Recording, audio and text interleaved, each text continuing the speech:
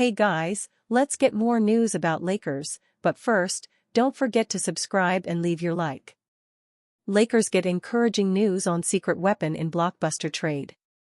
Los Angeles Lakers coach J.J. Redick has a secret weapon in his back pocket when the playoffs arrive, as Maxi Kleber is trending in the right direction towards returning this season. According to Dan Woik of Los Angeles Times, Kleber is due for another evaluation in early April after he underwent foot surgery before he was included in the Luka Doncic-Anthony Davis blockbuster trade. While it's going to be a challenge to reintegrate Kleber so late in the season when he will be eventually cleared to return, Woik wrote the 6'10", 240-pound Kleber is a switchable defender who can play some center in small ball lineups, making him the kind of weapon the Lakers would love to have in the playoffs. Kleber will give Redick another big option in his small ball lineups aside from Dorian Finney-Smith, Rui Hachimura, and Jared Vanderbilt. Kleber will give Redick another big option in his small ball lineups aside from Dorian Finney-Smith, Rui Hachimura, and Jared Vanderbilt. The 33-year-old veteran big man averaged 3.0 points, 2.8 rebounds, and 1.3 assists in 34 games this season for the Dallas Mavericks before he broke his right foot in January. Kleber is a 35.4% three-point shooter in his career. The German forward is shooting only 25.4% from the three-point line this season before his injury. The Lakers are hoping it's just an aberration and not the start of his decline.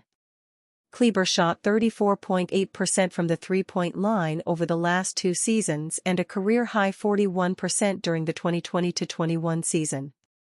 His outside shot never dipped below 31.3% until this season. LeBron happy to have ex-Maverick back. The other throw-in player in the Doncic-Davis swap was Markieff Morris, who was in disbelief when he first learned that he was traded. "I got that call from the agent at 1 o'clock in the morning saying that I was traded, man," Morris said on the Twin Dollar and Win Dollar podcast on February 8. "When it first happened, I was in shock because obviously, I haven't played in a couple of years. My first thought was, who the hell wants me? Who wants to trade for me?" Morris returned to the Lakers, whom he helped win a championship in 2020 during the pandemic inside the bubble in Orlando. He was a key contributor off the bench during the Lakers' championship run, averaging 5.9 points and 3.8 rebounds in 21 playoff games, including 2 spot starts. However, the 35-year-old veteran is no longer valued as an on-court contributor as he was 5 seasons ago. He has only played 3 games since he rejoined the Lakers. But his veteran leadership in the locker room is still highly valued, according to LeBron James. "I missed him," James said about Morris, per LA Times. "We've been in the foxhole together. We've been on the floor during big games together. And there's someone whose opinion I value very much when I come off the floor. He's watching it. He's seeing it. I'm just happy to have him back. It's great to see him." Rui Hachimura on track to return next week. Woik also added that Hachimura, left patellar tendinopathy, could be back as early as next week during their 5-game homestand beginning on Sunday, March 16 against the Phoenix Suns.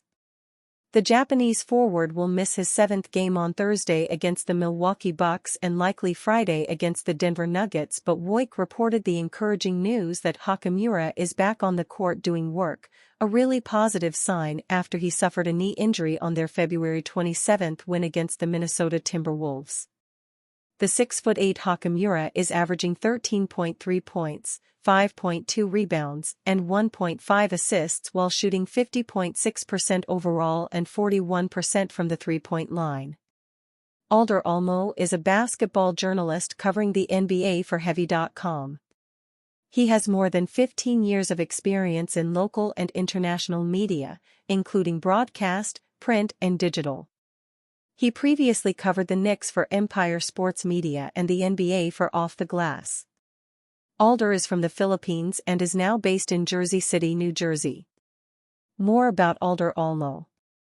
Shams Charania tells story of breaking shocking Luka Doncic trade win. ESPN's Shams Charania reported in early February that the Dallas Mavericks were trading Luka Doncic to the Los Angeles Lakers. Few took it seriously. The idea of the Mavs parting with a top-5 player in exchange for the oft-injured and aging Anthony Davis seemed entirely illogical. Charania detailed the experience on the young man and the three, recounting how the news came together. Following the Lakers' win over the Knicks, he was preparing for his morning flight to Bristol when, just after 11 p.m., a source tipped him off about a potential trade between Los Angeles and Dallas. Earlier, he had heard rumblings of a deal between the two teams, but with different players involved. After reaching out to 4 or 5 sources, he pieced together the full trade details, then broke the story. The night Shams Charania broke the news, I'm picking all these pieces apart and I'm like, what's the trade? Like, what is going on here, said the veteran ESPN analyst. And by the time I got to the 4th and 5th person, I got all the details of the trade. Made one more call and like, I didn't even say on that call, I basically was like, is this F-ing real? And the person is like, yeah. Yeah, it's real. My hands were shaking. You had to make sure like every detail was right. You had to make sure there was no typo, and I just remember my hands were trembling. I didn't have a graphic to go with it because it was so sudden. You don't have time to prep for a Luka Doncic graphic beforehand, Charania said, so by the time I heard about it, to the time I put it out, probably 5 to 7 minutes went by, he continued. LaMelo Ball and Kyrie Irving get traded in massive 3-team mock trade that includes Lakers. With the NBA offseason just a few months away, GMs across the league will already be making their plans to bolster their rosters. We are sure to see one massive blockbuster trade during that time. Bleacher Report's Eric Pinus proposed one massive trade between the Dallas Mavericks, Los Angeles Lakers, and Charlotte Hornets that sees the Mavs get their next franchise star, the Lakers get a center, and the Hornets get a massive haul. Dallas Mavericks receive LaMelo Ball, Josh Okogie, Daquan Jeffries, 2025 second-round pick, LAL, $6.6 million trade exception, Daniel Gafford, and $2.6 million trade exception, Kyrie Irving.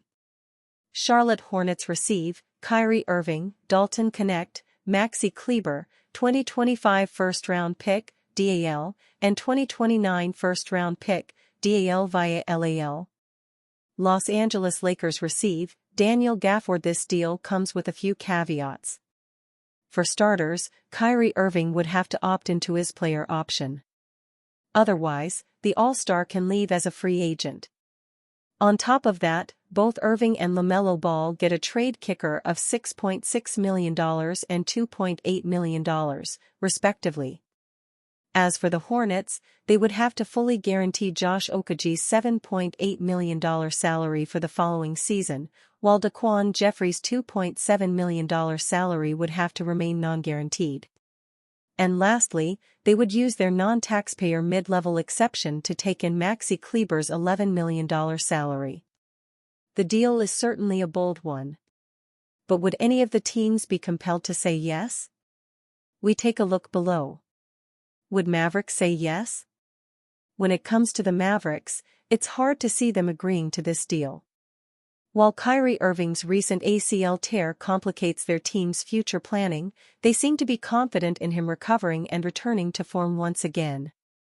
On top of that, acquiring LaMelo Ball creates more questions than answers. Ball is a brilliantly talented point guard who could be the face of their franchise, but he has struggled with fitness for much of his career. On top of that, he has yet to take a massive leap like other players from his draft class, like Anthony Edwards, Tyrese Halliburton, and Tyrese Maxey, have taken in recent years. Not to mention, he isn't the playmaker that Irving is, despite having many more years left in him. The other assets, like Okogie and Jeffries, are merely there to make the salaries work.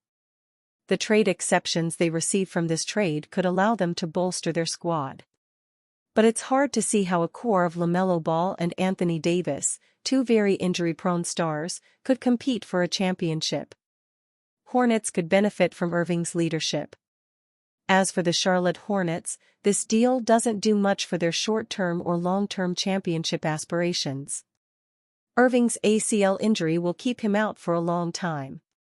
However, with their season going the way it has, the Hornets could land a high draft pick in the coveted 2025 NBA draft class. Irving could take whatever player they draft, along with other young stars like Brandon Miller, under his wing and show them the ropes about what it takes to be a star in the NBA and compete at the highest level possible. Irving knows the road to the top better than most other stars in the league and could show them the way, on and off the court. Aside from that, the Hornets would be happy to welcome back Dalton Knecht, who almost joined the team as part of the failed Mark Williams trade. The 2 first-round picks from the Mavericks and Lakers could be very valuable for them to land players in the draft or use as trade assets in the future to build the team they want to. Lakers land perfect center with Doncic experience. As for the Los Angeles Lakers, they're perhaps the team that needs the least amount of convincing to accept this trade. As strong as the Lakers have been since landing Luka Doncic, their one glaring weakness is at the center position. Their best player at the position is Jackson Hayes, who, for all his strengths, is just not good enough to be a starting center on a championship team. In Daniel Gafford, the Lakers get a proven center with strong playoff experience. On top of that, even though their time together was brief, Gafford has experience playing with Luka Doncic, especially in the playoffs. Luka elevates every big he plays with, and Gafford is a shining example of that. With Gafford available to them, the Lakers have a strong, championship-level starting 5 that can hang with the best of the best in the NBA. And they would only give up one player that factors greatly in their rotation, with Knecht joining the Hornets. This would be a win-win for the Lakers. In the end, this is a tough trade to sell to all parties. Firstly, the factors mentioned above as caveats are far too unpredictable for it to come together. On top of that, some teams really don't benefit from this deal, which is why it's hard to envision them agreeing to this. Are you a fan? What do you think about Daniel Gafford's situation? Leave your opinion in the comments.